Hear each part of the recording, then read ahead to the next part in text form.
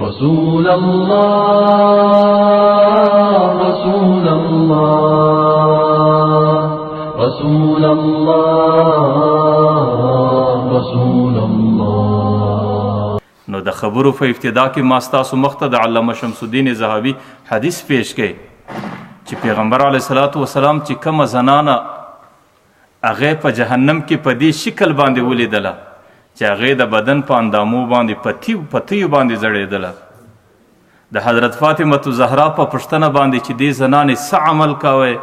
د پیغمبر علیه الصلاۃ والسلام د هغې جرم دا بیانوي چې هغې شادي شده زنانه ده، د خاوند مالکه ده او ود سوې زنانه ده، لیکن د هغې باوجود د خپلې حیا حفاظت نه لري، هغې د دې خپل نظر کنج د خپل خاوند د سماسوا د نامحرمو انسانانو پر طرف باندې ګرځوي، د هغې په حیا کې کمی دی، د هغې په عصمت کې کمی دی، د هغې په حفاظت کې کمی دی، په دې شکل باندې الله تعالی هغې ته په جهنم کې دا سزا ورکوي. زه د خپله معاشره کې دا وایم چې یو باحیا زنانه، یو حیاداره او شریفه زنانه که نارینه دی که مردانه دی، د هغې په تصور کې دا نه راځي چې د خپل خاوند څه بغیر د بل چا پر طرف نظر وزړوي، او د نارینه باحیا او شریفه انسان په نظر کې په ذهن کې دا خبره نه برداشي چې د خپلې زنانې څه بغیر د بلې زنانې پر طرف نظر وګوري. لیکن مصیبت دا دی چې په کومه معاشره کې حیا ختمه سوه،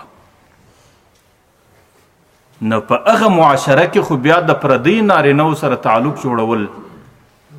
دا زنانې د ځان دپاره عیب نه بولي او نارینه د ځان دپاره دا عیب نه بولي، بلکې دا تعلقات خلک د پیشین په شکل بیا جوړوي. نن په بې حیا قومونو کې نمونه د مسلمانانو، رنګونه د مسلمانانو، اوازونه د مسلمانانو، تاسو ورسئ په هغې کې زنانې دې حال ته رسېدلي دي چې دا یو قسم پیشین بولي چې زما د فلانکي نارینه سره تعلق، زما د فلانکي نارینه سره تعلق، او نارینه د ځان دپاره د خپلو ملګرو په مابین کې دا پیشین بولي زما د فلانکۍ زنانې سره تعلق، زما د فلانکۍ زنانې. ما درته ویل چې په کومه معاشره کې حیا ختمه سوه بیا به دا حالات خامخا راځي، ځکه پیغمبر علیه الصلاۃ والسلام وایي اذا فاتک الحیاء فافعل ما شئت، چې حیا در څه ولاړه بیا چې سړی هر څه کوي. نن حیا څه کوي؟ حیا واحد شی دی چې سړي ته د مور او د خپلې زنانې په مابین کې فرق ورکوي. حیا واحد شی دی چې سړي ته د خور او د خپلې زنانې په مابین کې فرق ورکوي. حیا واحد شی دی چې هغې د محرم او د غیر د حرام او د غیر حرام په مابین کې تا ته فرق درکوي. لیکن چې حیا په کم قوم کې نه وي بیا خو د هغې قوم مثال او مزاج د جانوري، لکه په حیوان کې چې حیا نه وي. تاسو ورسئ بیا حیوان د مور او د خور فرق کوي، تاسو ورسئ بیا حیوان د یو محرم او د بل محرم فرق کوي، بیا هغې باندې د حلال او د حرامو د دې فرق نه وي. د هغې وجه دا ده چې د هغې په دماغ کې حیا نه وي. نن زموږ مسلمان قومونه څه حال ته رسېدلي دي.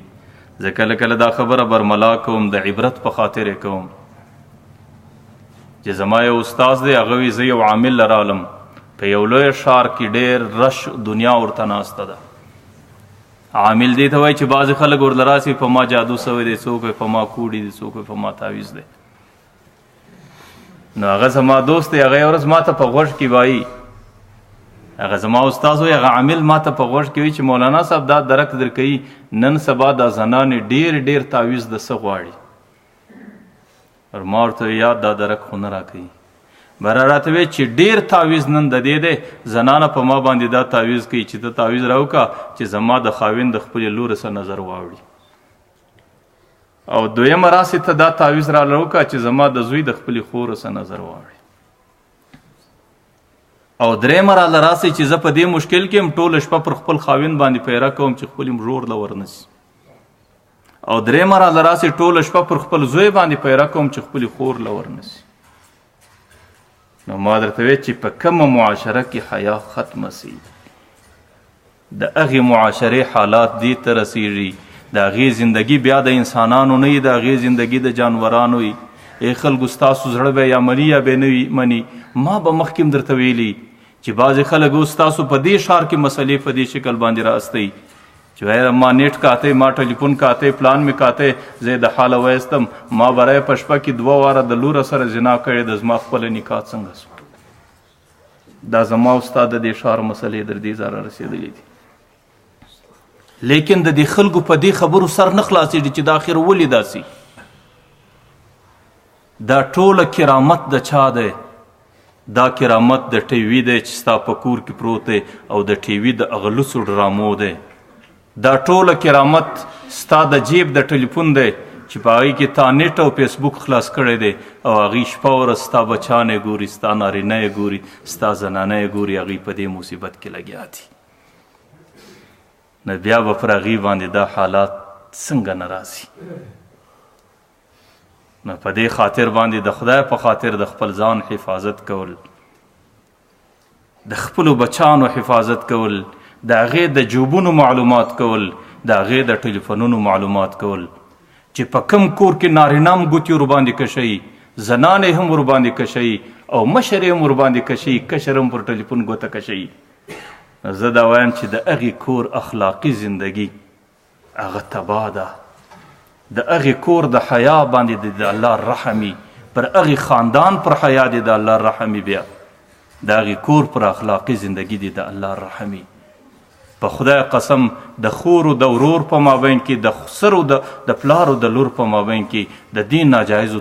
تعلقاتو واحده ذریعه هغه دغه شی دی چې کوم ما ورته په لاسو کې ګرځو یا زما او ستا مشران او کشران زما او ستا زامنو لوڼې پر هغې باندې نن ګوتې کشوي که پر دې باندې ما ورته کنټرول نه راولو